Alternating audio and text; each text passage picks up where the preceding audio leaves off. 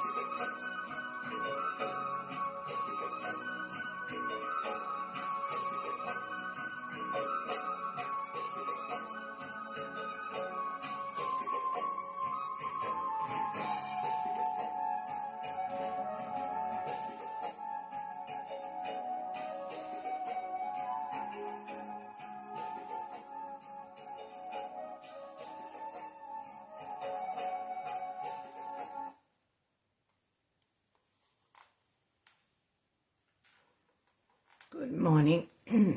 Welcome to Sunday morning's meditation this morning. Let us all bow down to Shri Mataji, raise our kundalini and put on a bandhan before we begin our morning's meditation.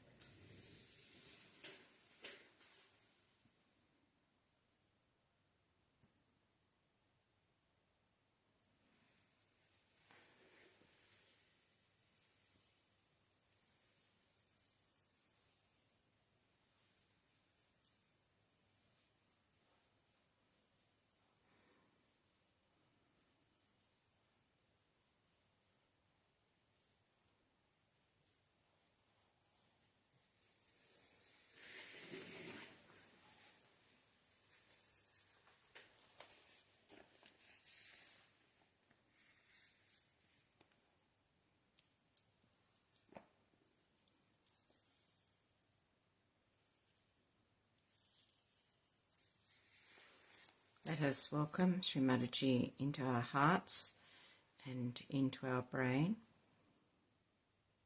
Shri Mataji, by your grace, let us attain a deep meditation this morning at your holy lotus feet. Amen.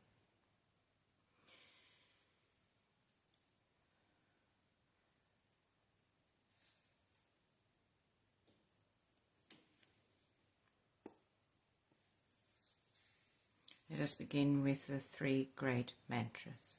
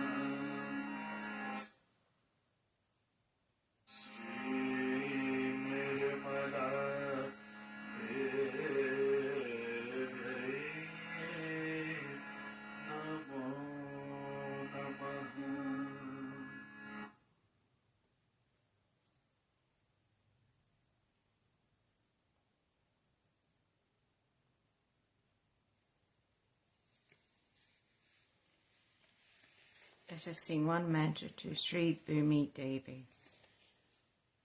Om Tvameva Sakshat Shri Bhumi Devi Sakshat Shri Adi Shakti Mataji Shri Nirmala Devi Namo Namaha.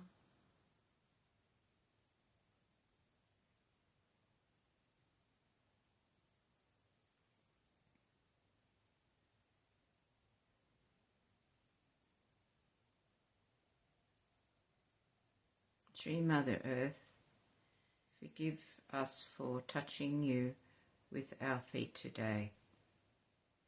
Please support us as we go ahead looking for our brothers and sisters in Sahaja.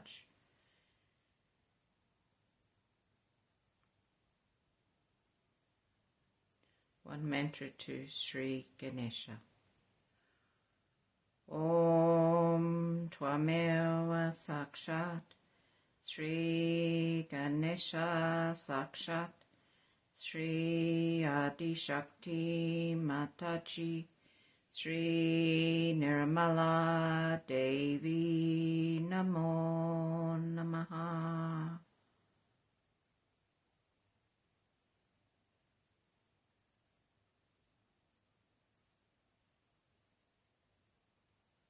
I came across this beautiful bhajan sung by a young lady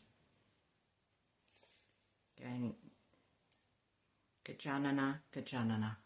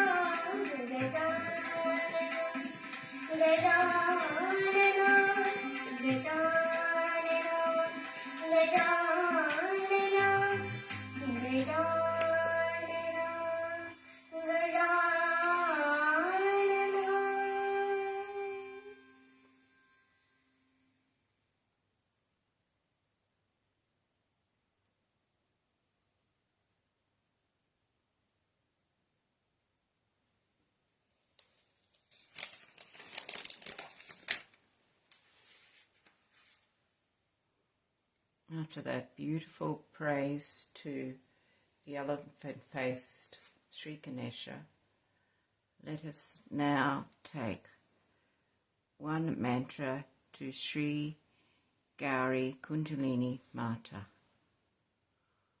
Om Tvameva Sakshat Sri Gauri Kundalini Mata Sakshat Shri Adi Shakti Mataji Shri Nirmala Devi Namo Namaha.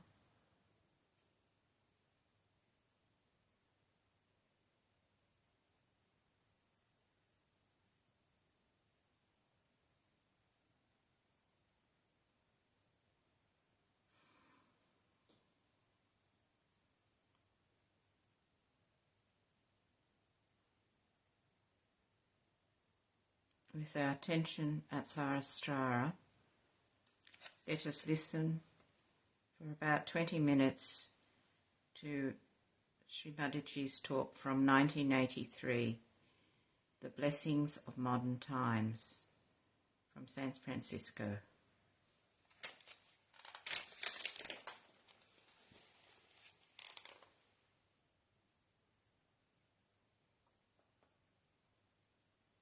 This recording is a little bit dark, but I will show the video as well.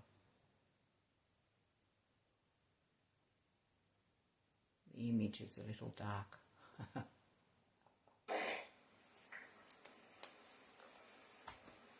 I bow all the seekers of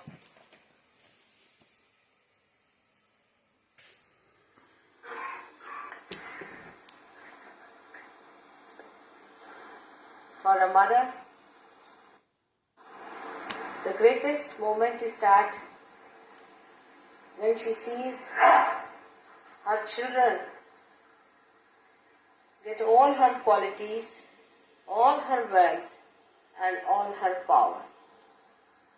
There's nothing more she wants. I'm so proud of Yogi that he has so steadily worked it out for so many great souls that have been seeking. As he says, that seeking can be very much misleading if you do not know what you are seeking. But you will be amazed that those people who are also misled have done all kinds of mistakes, have gone wrong, have taken to lives which can only be ended. They also today are to be saved. And they all can be saved. God's love is a boundary. It's so great that I myself surprised at its operation.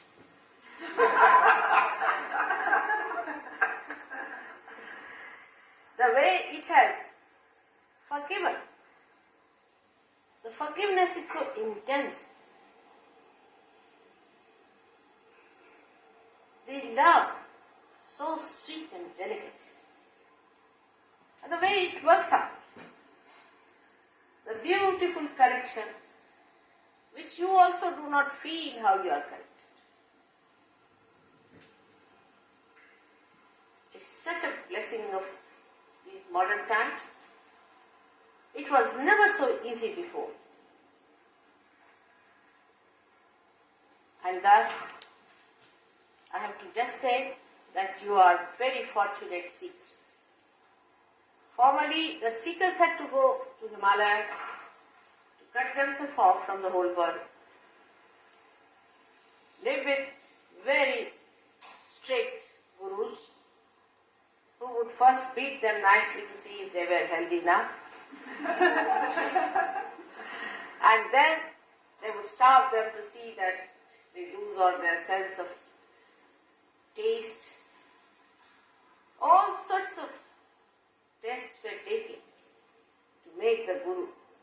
satisfied. Otherwise, he would throw them down. Today it is just the other way down. The such gurus in those days never used to please the disciple. Never. They never tried to see that the disciples are not upset. But today, I see how sweetly this power is correcting. One has to understand that these are the days of our last judgment. This is the last judgment. We are not going to judge by anything else but our Kundalini which resides in us. It's said in all the scriptures. But people do not understand that at the time of judgment, you will be resurrected also. You are to be resurrected. The one who has created you, the one who has worked so hard, has to be worried about his creation. If he does not worry, who is going to look after it? And that is what I find the anxiety of the divine to save all the seekers who are the epitome of evolution. It's a special category of human beings. You could be anything, but a seeker is definitely a special category of people. As William Blake has said, men of God, meaning seeker, will become prophets and they will have power to make others profit. That's what it is. The time has come. The blossom time has come. And at this time, thousands of flowers have to become the fruit. Beautifully. Not with trouble, not with tears, not with joy, but complete uplifting and a joyous life thereafter. So you must know that you are a special category of people. You are the people who are going to lead the whole world ahead. Those who are lost in the mundane things, in the seeking of joy, in power, money, or other things, you shouldn't worry about them. Or should not think that they are absolutely useless. They are going to follow. But first, you have to establish yourself. You have to become good Sahaja yogis, as we call it. Today, as you know, Sahaja Yoga should be called as mind. It is written that when Sahaja Yoga will be done on a mass basis, then it becomes Mahayoga. It is described so many times in Indian scriptures and by many sects, and they have been looking forward to this happening en masse. I just witnessed all the beauty, the bounty, the great technique, the divine technique, how it works in such a mass scale. As you know, thousands and thousands come to my program and all of them get realization just like that. It is too fantastic to be believed. It is too true to be believed. But one must know that you are fantastic. You are great. There's something so great in you that you are not even aware of it. But once you become that, it works out in such a marvelous way that you are amazed at yourself how you can do it. Now today's special request from Yogi was how to sustain our realization, how to keep it going. So let us see what are our real enemies.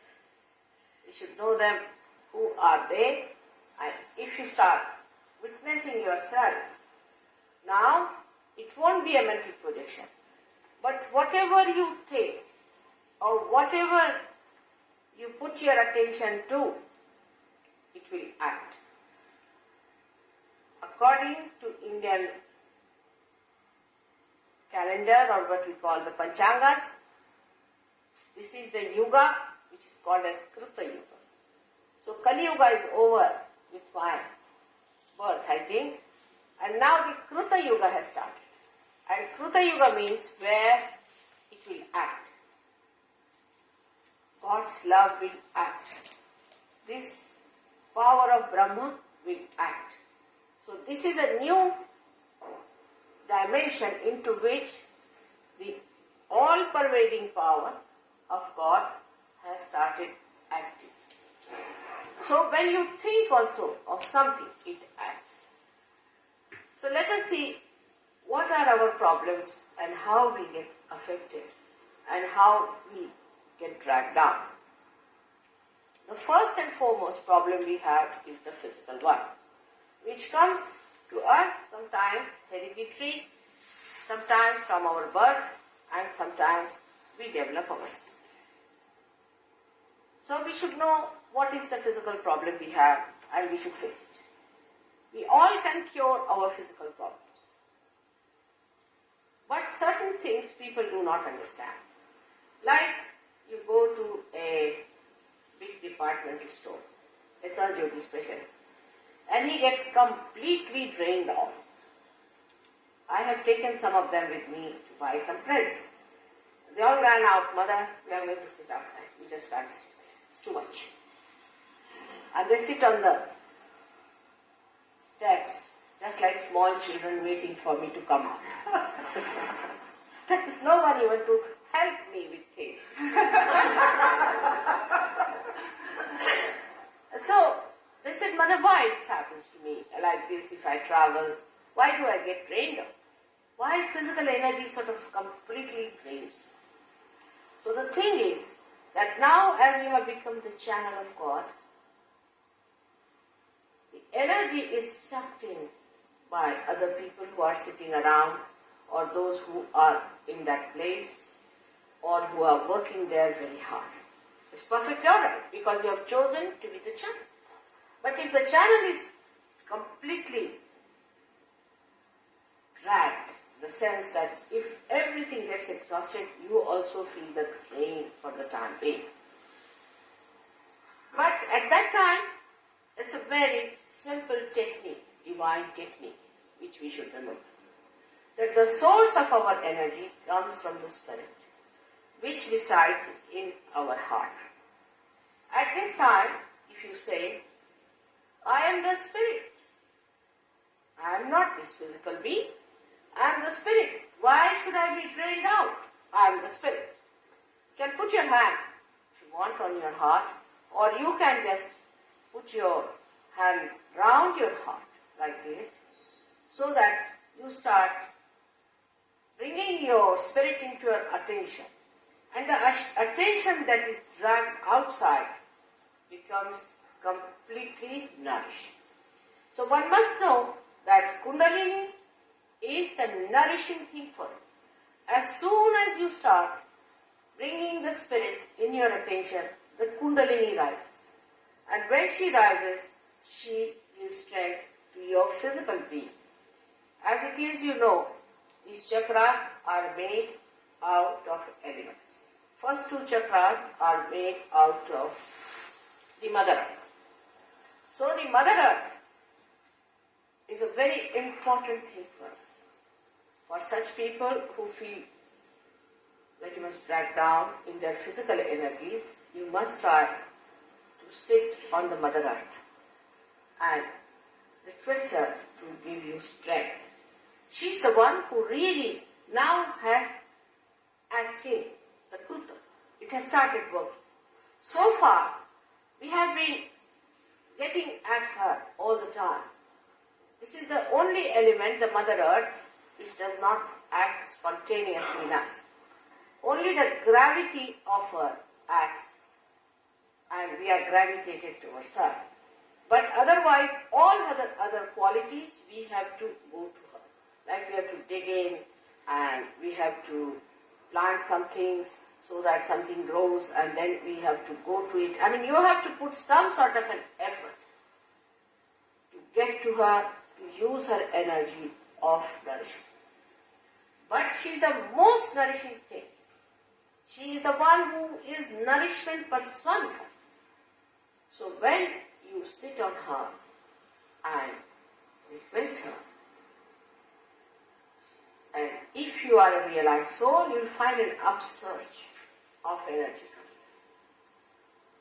Not only that, she comes up to your head, and then she takes down all that is not wanted.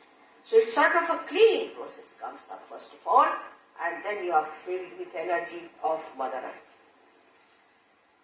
Now these days you find a craze for jogging. It's a very common thing. Only we should run when it is necessary. It is unnatural to run like this man. It's not necessary. If you run like this all the time, when the time of to run will come, we'll never be able to run. Actually, when you run, what you do is you fight the frictional force of the Mother Earth. All the time you are hitting her with your feet, shoes and everything. In a good Indian family, the first prayer when you get up in the morning, and you have to put your foot on the Mother Earth, you have to say, Bharat Sparsha Kshamasvami. Means, oh Mother, please forgive me because I am touching you with my feet. First thing you have to say, you Mother, forgive me because I am touching you with my feet. Now when I say this, I know some of you may start taking out your shoes and walking on the street. That's not the point. You must respect your feet first of all, and then the Mother Earth. That is very important. Without your feet being looked after, you cannot take the vibrations of the Mother Earth. But a respect for all the elements must be done. It is not like the primitive respect people have. It is a respect that comes out of enlightenment, that you know that all these elements give us nourishment, especially the Mother Earth. Now I have seen also people trying to extract things from Mother Earth absolutely without any discretion, and you know what is the result today. The matter that is extracted is converted into things like plastics, this, that, all useless things. And for this, the poor Mother Earth has been tortured and dug in. Whatever is necessary, you must do. That she likes very much because she's there as a mother. But unnecessarily, when we try to torture her, it's not being very fair to her. And that is what I feel sometimes. We must put attention to the consumption of matter that we use. For example, many people now have realized that plastic is not good for the skin, is not good for food. If you eat the food in plastic, it can give you trouble, and people are quite frightened about the plastic. Now, this plastic reacts in us because it is anti-mother. It is anti-mother. And it acts in a very subtle way within us. It creates a barrier between the Mother Earth and ourselves. And this is a very big threat for all of us to understand that we should not try to use plastic very much in our everyday life. As far as possible, try to have few things. Like you can do with one glass for your drink. But when we went first to London, my husband said, we'll have to have people who drink because they won't come to our house if you don't have things for them to drink. I said, I'm very novice, I don't understand, you do what you like. Poor man, he went to the shop about this, I'm telling 10 years back. Went to the shop to find out different tumblers that are to be used. And he first had to go through some training. And I was amazed. At that time he had to pay about £1,000 get all kinds of glasses, tumblers. For one thing, one glass, another thing, another glass, for another thing, another glass. Why can't they have one glass? It's a headache, you know. These are the norms we have made, by which we have made our lives busy. There is no need to have so many tumblers in the house. Supposing then you give a particular glass or a particular thing, then they say they are not sophisticated. This sophistication has led us to use so many things and variety to such an extent we are using. This is just an ego trip, I should say, that we want to have so many varieties. Even we try to have varieties in simple things like motor car handles. If you get into an American car, first find out how it opens. And into the bathroom, be careful. I came to San Francisco, I remember, first time I went to a house which was a very posh house in Monterey.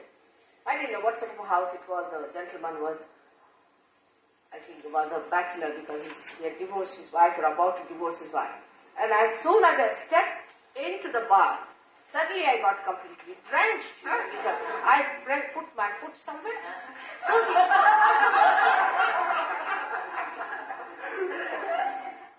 So the attention is wasted, first of all, in creating variety. You can have variety in color scheme, in wood, in something that is natural. You can have variety to create beauty.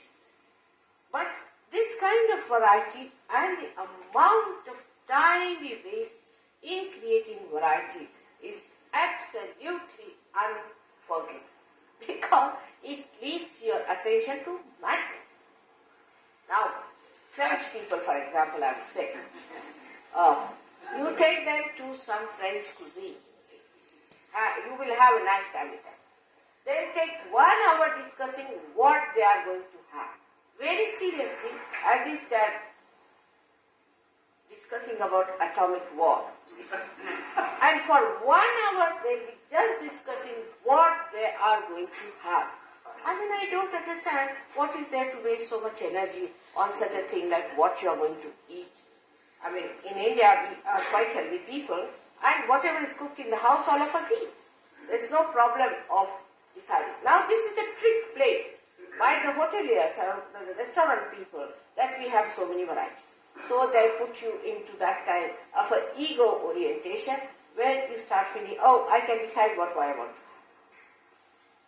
And you go on worrying about these things. Then he has to make 10 types of foods. Some food is consumed, some is not consumed, and something is thrown out.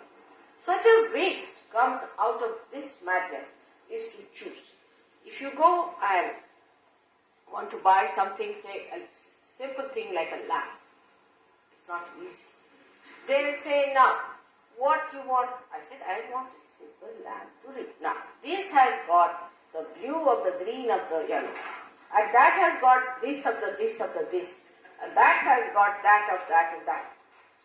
Now, I want a simple lamp. Can you give me some lamp which I can use for my reading? Oh, no. You see, you have to decide. You get back. You don't know which one to buy, what to buy, because it is too much of choice. And it's too much of choice. You should decide for all your life once for all. Like, say, my blouses. Now, this blouse I decided when I was, I think, about 12 or 13 years of age when I started wearing sarees. The style is the same. My tailor knows what is my size is. He knows my blouse, how to do it. Finished. Once for all this. No more headaches. So the blouse has to be the same. But we had some people who were very much westernized, and they would go on cutting the sleeves here, then putting the sleeves here, then bringing the sleeves here, then going up like that all the time, moving their sleeves up and down. And ultimately I found they always were lost in the race because they didn't know what was the latest going on. All these fashions and all these things are created to make you mad. For a Sahaja, he should have his own fashion once for all, decided this is my dress, I'm going to wear this, finished. That way men are wiser than women in this respect. They just wear their three-piece suit finished. Whether it is hot and cold makes no difference. Three-piece suit they'll be moving about and they will be having very nice time. But not now. Now they have become very active about it and any number of fashions are created. I met a lady in Hong Kong. She was so thin that I thought she was suffering from tuberculosis. But still she was on diet. I said, why are you on diet? So she told me there's a particular type of a dress she likes. It doesn't fit her because she's slightly fat. I said, are you for the dress or dress for you? Why should you make your body suffer for that dress which somebody has created? So the people are playing these games with you just to make money. Understand this point.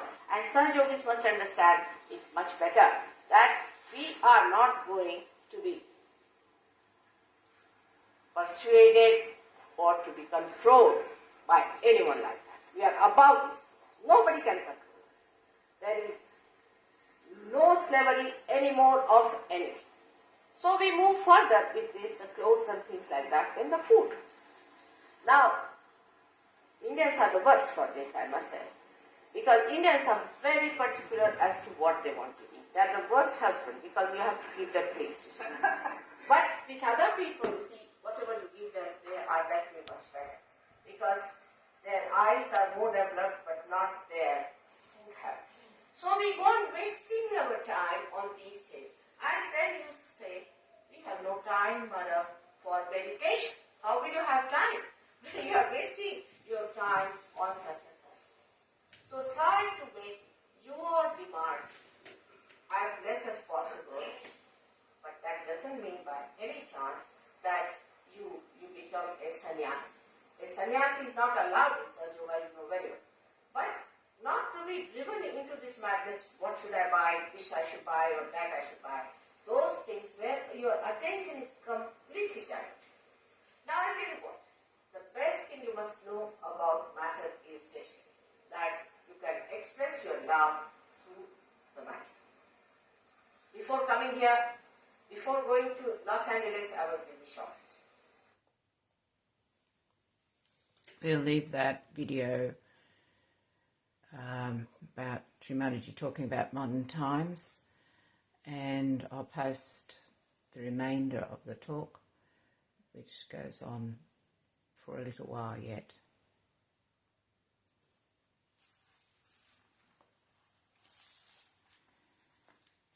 Now let us put our right hand on our hearts, and our spirit is the source of our energy, and here we can say, I am this spirit. I am not this physical body. Why should I be drained so much? I must put attention on the spirit. I am the spirit. Let our Kundalini Mother strengthen our vibrations.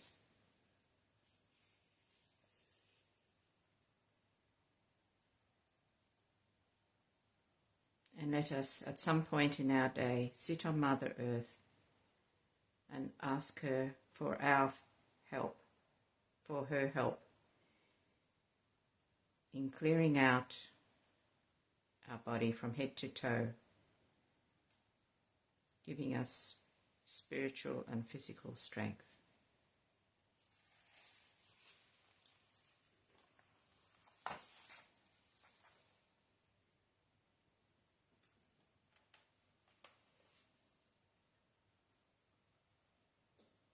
In meditation, let us listen to sitting in the heart of the universe.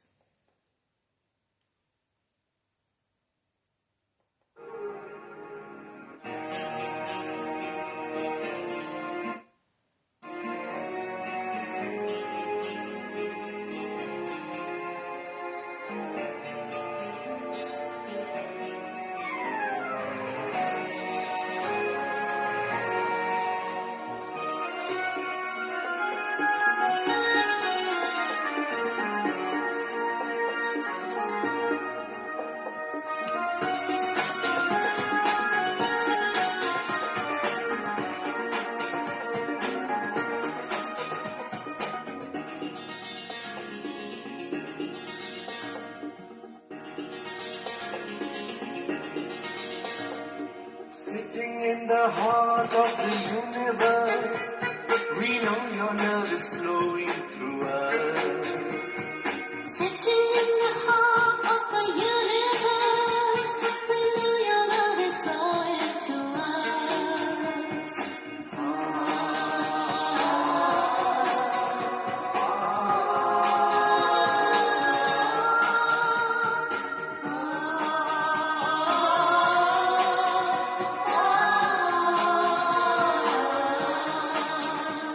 Shri Mataji, we love you. Shri Mataji, we love you. Shri Mataji, we love you. Shri Mataji, we love you. Sitting in the heart of the universe, we know your love is flowing through us. Sitting in the heart of the Universe, we know your love is flowing through us.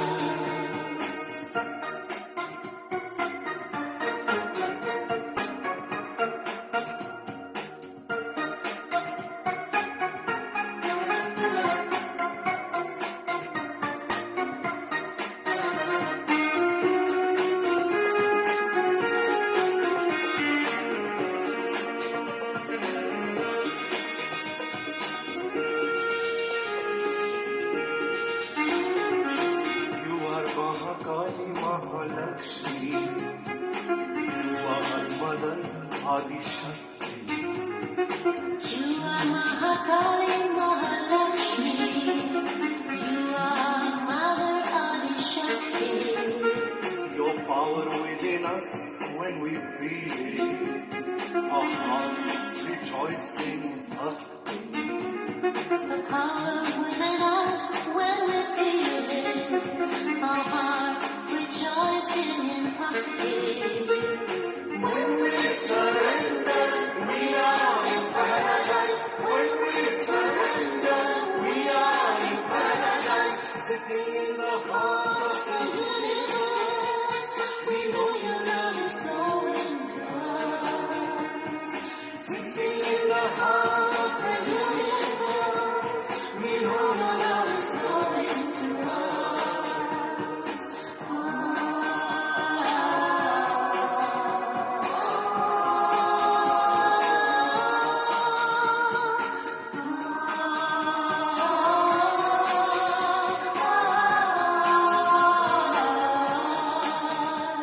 Shri Mataji, we love you. Shri Mataji, we love you. Shri Mataji, we love you. Shri Mataji, we love you. Sitting in the heart of the universe, we know your love is flowing through us. Sitting in the heart of the universe, we know your love is flowing through us.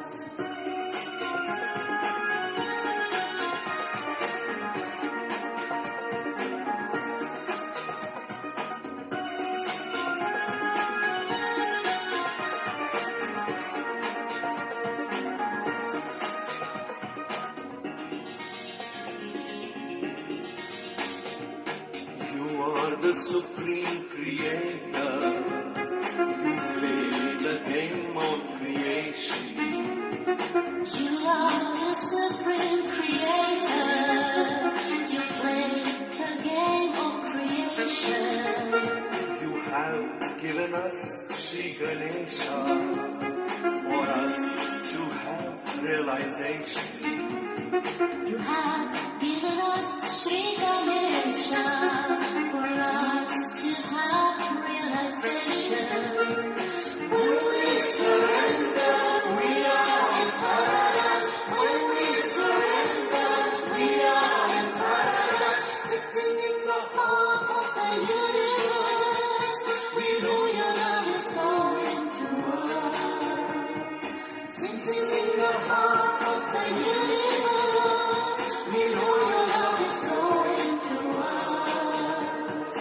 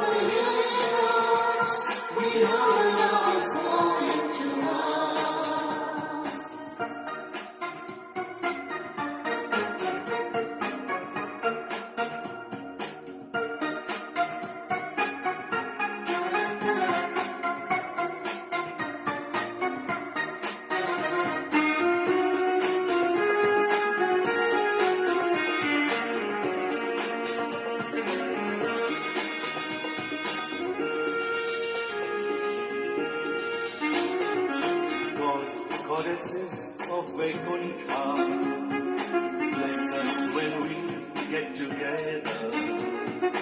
God's goddesses of Vaikuntha, bless us when we get together. On the shores of Ganapati Pune, our hearts are united through mother. On the shores of Ganapati Pune, our hearts are united through mother. When we surrender, we are in paradise. When we surrender, we are in paradise. Sitting in the heart of the universe, we know your love is flowing through us. Sitting in the heart of the universe, we know your love is flowing through us.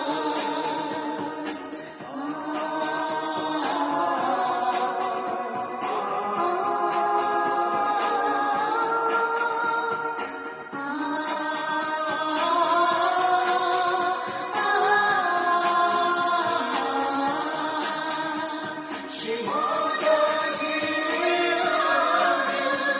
Shri Mataji, we love you. Shri Mataji, we love you. Shri Mataji, we love you. Sitting in the heart of the universe, we know your love is flowing through us. Sitting in the heart of the universe, we know your love is flowing through us. Sitting in the heart of the universe, we know your love is flowing through us. We know your love is flowing through us. We know your love is flowing through us.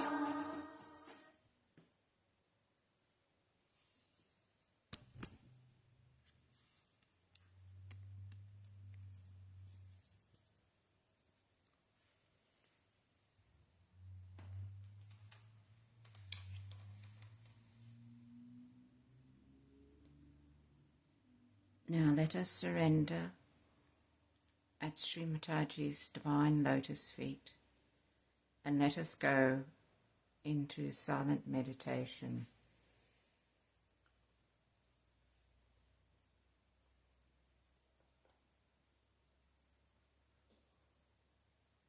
For about 5 minutes.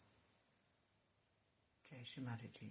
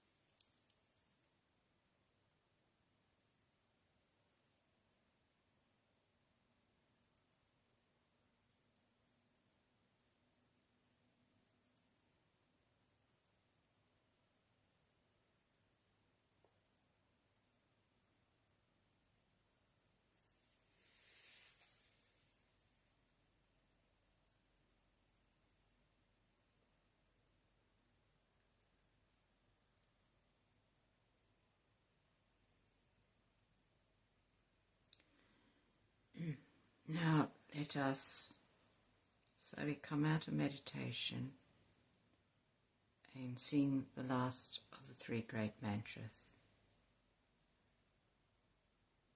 Om Tvameva Sakshat Shri Kalki Sakshat Shri Saraswara Swaminini Moksha Pradainini Mataji Shri Nirmala Devi Namo Namaha. Thank you for being here with us all today in meditation. Let us all bow down, raise our kundalini and put on a bandhan. Enjoy a wonderful day ahead. Jai Shri Mataji.